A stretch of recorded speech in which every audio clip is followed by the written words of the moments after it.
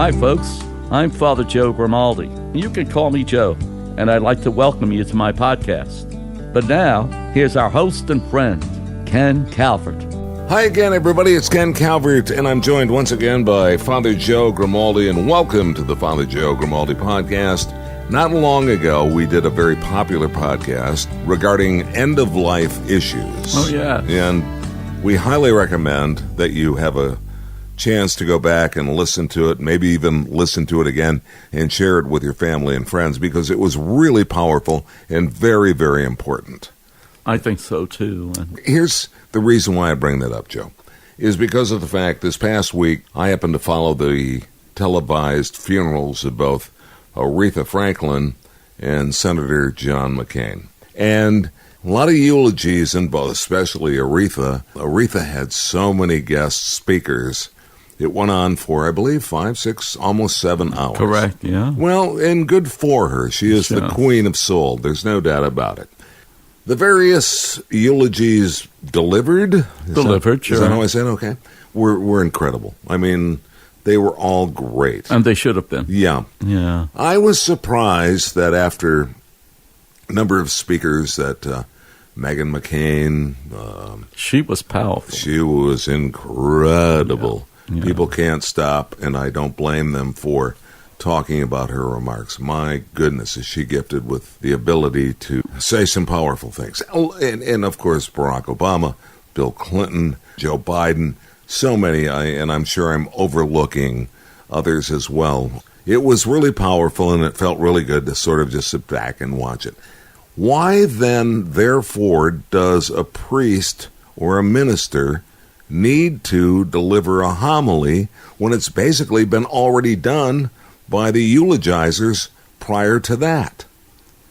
As part of the ritual of what a Mass is, when the scripture readings are done, usually there are 3 scripture readings. One comes from the Jewish scriptures. The second reading comes from the Christian scriptures. And the third reading, which is usually given by the priest or the deacon, is from the Gospels. Matthew, Mark, Luke, and John, depending on the day, and so on and so forth. With the end of life, usually John speaks eloquently in so many different ways, so very often the Gospel is from St. John. Mm-hmm. In any case, what the eulogy does is describes the man in the world and what he did in the world.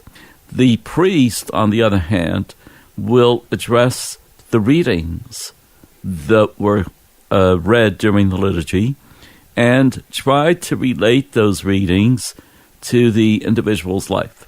So, for example, you speak about the whole sense of generosity and faithfulness.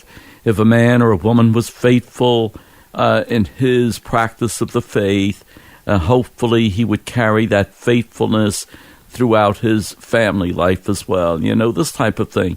So it's interesting that very often the priest will interject, I don't know if that's the right word, but at least when the priest is giving the homily, he likes to tie in the individual's life and how it was led in keeping with the beliefs of the individual. So they're not eulogies. Some people confuse them and say, well, that's another eulogy. It's not another eulogy. It shouldn't be. Mm-hmm. It's really a homily. And the homily is part of the liturgical event, which is the Mass.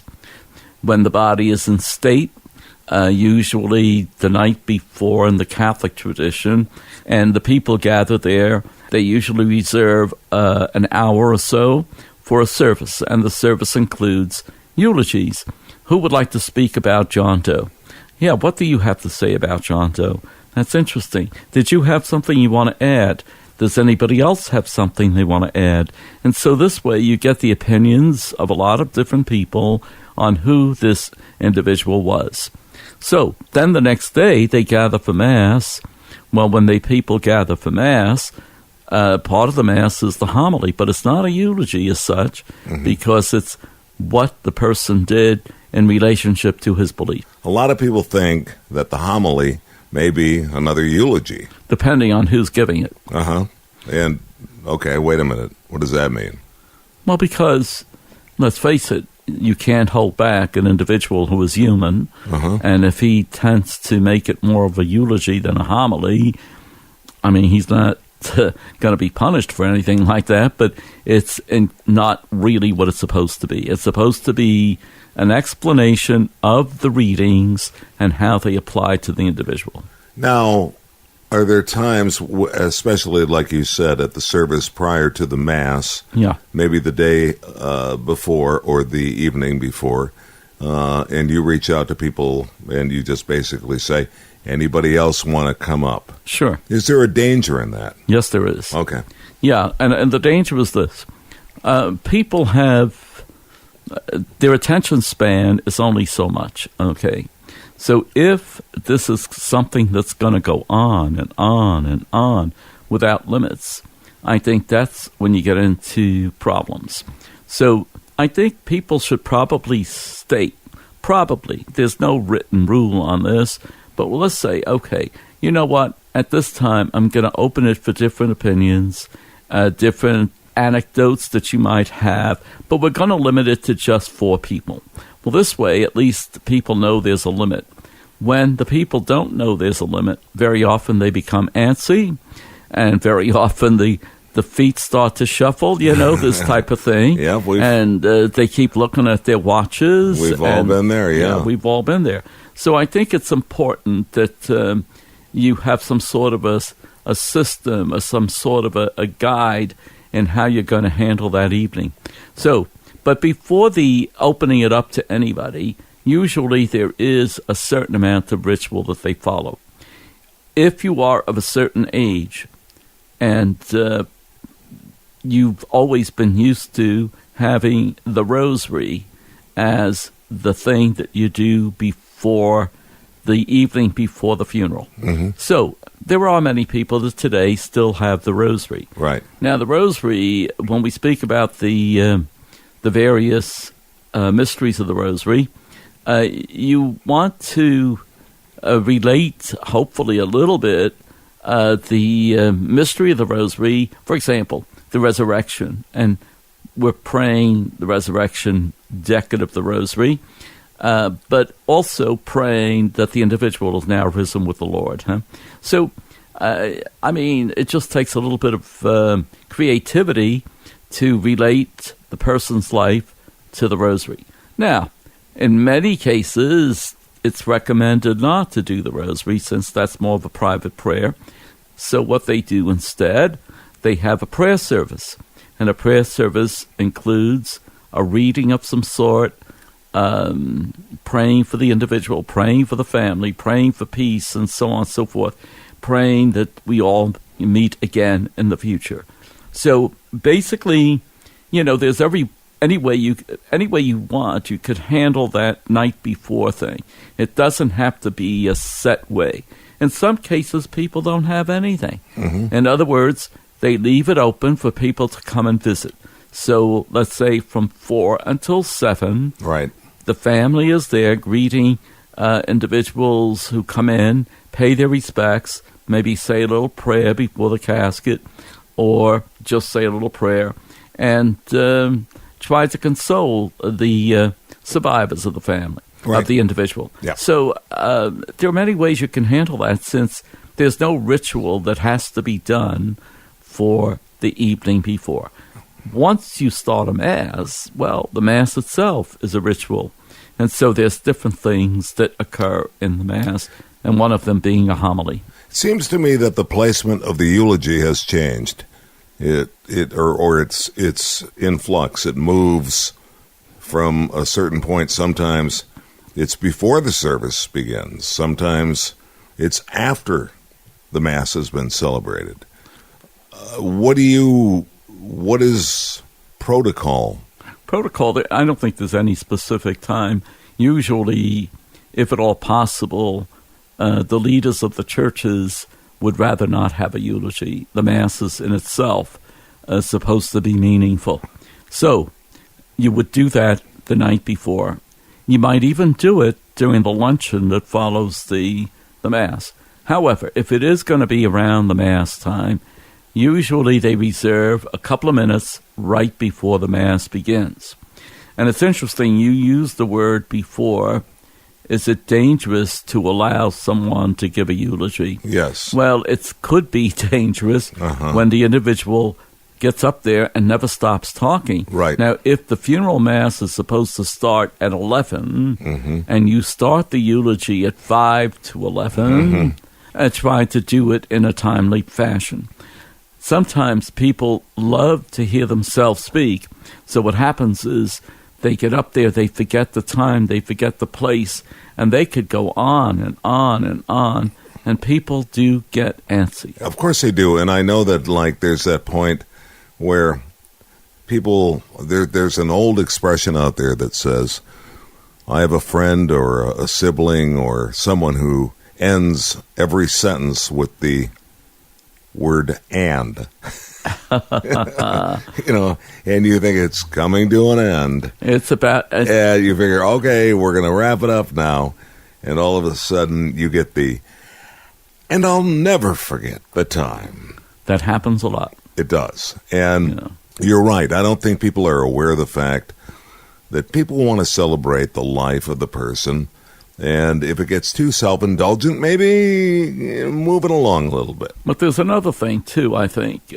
Pardon me, because I know I sound like a curmudgeon on that one. No, not at all. But related to what you just said is the fact that human beings like to know what the limits are. And so if the Mass is supposed to start at 11, that's when it's supposed to start. And they expect it to start at 11. They're not going to be too happy about it. And it kind of ruins the mood for the people in the congregation. Yes. If it's strictly a freewheeling type of eulogy that starts at 7 o'clock at night, the night before, well, unless you put a limit on that, that person could go on and on and on because, as you say, there's always that I remember factor, okay? Right. Wasn't he wonderful? I still remember that time when we were together at this dinner dance and he just got up. And so anyway, it's a matter of putting certain limits so that people know that by the time it's 11 o'clock, Mass is going to begin. Or by the time it's 6:30, dinner is going to begin, or whatever it is. People like to know when. So the priest should orchestrate this in advance with the family when they meet them to say, please be advised, if the Mass is starting at 11 o'clock, and a couple of you would like to get up there and say something, give me the idea of your time frame so that we can start it prior to 11 o'clock and get the process rolling so that at about 11 o'clock or so, we can start the Mass. Well, if you want somebody to speak for 5 minutes, you tell them to speak for only 2. Oh, wow. And it works. I bet it does. There's a lamp in a comedy club that the audience cannot see. Only the artist on stage can see it. And it's a green light, a yellow light, and a red light. And when the green light is on, the comedian knows that he's doing very, very well. But there's another comedian coming up. When the yellow light comes on, it means it's time to start wrapping it up. When the red light comes on, it's like, your time is over. Please move along. But some people need a hook where you could just pull them off the stage. Yeah. But anyway, the meeting that takes place before the funeral itself, usually you want to have a meeting with the people, particularly the immediate family. And so that you could get a better idea on who this individual is. There's nothing worse than getting up there and speaking about Sarah, but yet the guy that died is Arnold. I mean, it's very, very difficult. Yeah. So you want to... I would be remiss if I didn't talk about his granddaughter, Sarah. But you want to at least I apologize to anyone named Sarah who's a granddaughter. That's right. You want to get some idea of who the individual is and what did you like about it. I usually like to open up with the meeting and say, well, can you tell me in 1, 2, 3, or 5 words what you thought about Harold? And then they all start to say some key words, and that helps you in creating whatever good words you want to relate to the readings. But along with that, we say, is there going to be a eulogy? Are you going to have the eulogy on the night before, or is it going to be before the Mass itself?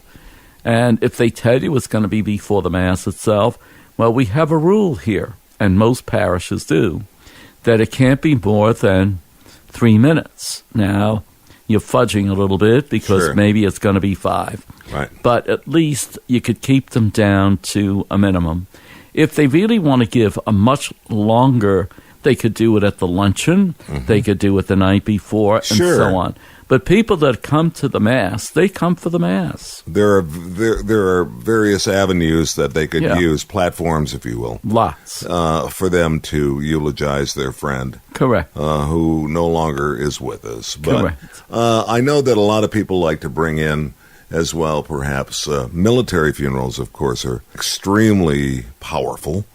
Honor Guard, the flag, of course. So that occupies some time. The bagpipes, of course, have become or have always been a popular part of the funeral. And then some may request, as John McCain did, the singing of something like "Oh, Danny Boy." Well, today we had just what you're speaking about. Okay. So the way it worked is the coffin or the casket comes into the church in procession with the American flag on it. Once it reaches the bottom of the altar, which is the front of the church if you want, that flag is neatly folded, and instead the casket is covered with the pall, which is the white cloth Yes. that goes over the casket. Then, at the recessional, when people are ready to move out, what we do is we fold up the pall, the white cloth, put it aside, then replace it with the American flag.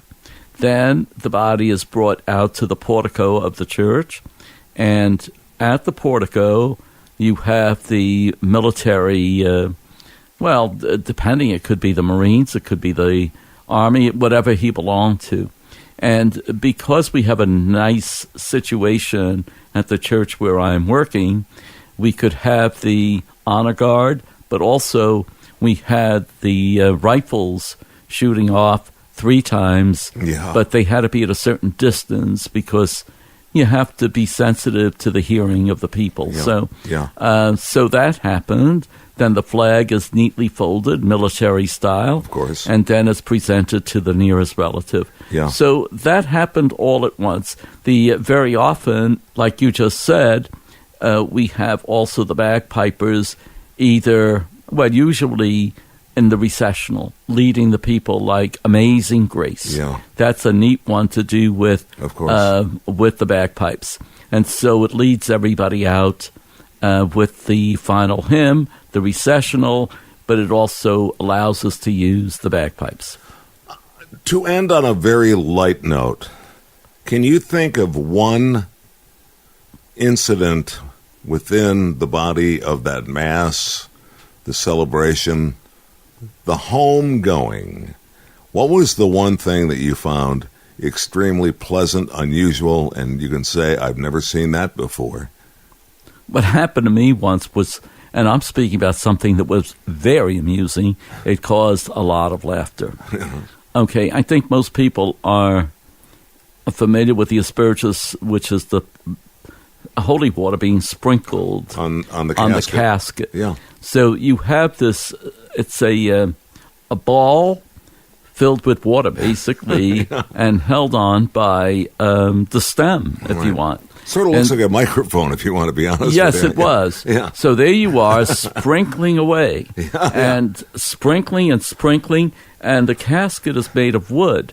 All of a sudden, that ball falls off the staff, bounces off the casket into the mourners' faces. And so you can imagine that there was laughter that you could not stop. Even on the face of the mourners. On the face of the mourners, Wow. and it made me laugh like you wouldn't believe. And I was the culprit for that. So anyway, that was years ago. So that was on your watch. on my watch, and it was years ago. Yeah. But it was really interesting because it just bounced. It was perfect because the casket was wood. Boom. Can I say one thing? When people gather outside in the courtyard before they go to whatever reception it is, sunglasses going on if it's a sunny day, whatever it is, everyone's dressed to the nines. Everybody looks like $1 million. And I've never seen a situation, a Norman Rockwell, where more smiles are ever present than at the end of a funeral. And I think that's beautiful. It is. I mean, because you're celebrating life. Of course. Another day of life for all of us. Right. Yeah. And good to share it with old friends. Yes. And say hello to all of the people that we don't ordinarily see. That we don't ordinarily see, and we always commiserate by saying, do we only get together at funerals? That's always the key words. Isn't that? That might be the title of this podcast. We'll have to do it more often. Okay. Hey, thanks a lot. This is in regards to the fact that, we lost Neil Simon, we lost Aretha Franklin, and we lost Senator John McCain. You can go on and on. You this can. Year. So it's been. But thank you so much. I'm Ken Calvert. I'm Father Joe Grimaldi. I'm happy to be with you, Ken. Thank you. All right. We'll see you soon. Thank you. This is Father Joe Grimaldi, and I look forward to seeing you next time on the Father Joe Podcast. If you'd like, you can email us. It's frjoepodcast@gmail.com. That's frjoepodcast@gmail.com. We're also on Facebook. Simply search Father Joe Grimaldi. And thanks for listening, everyone.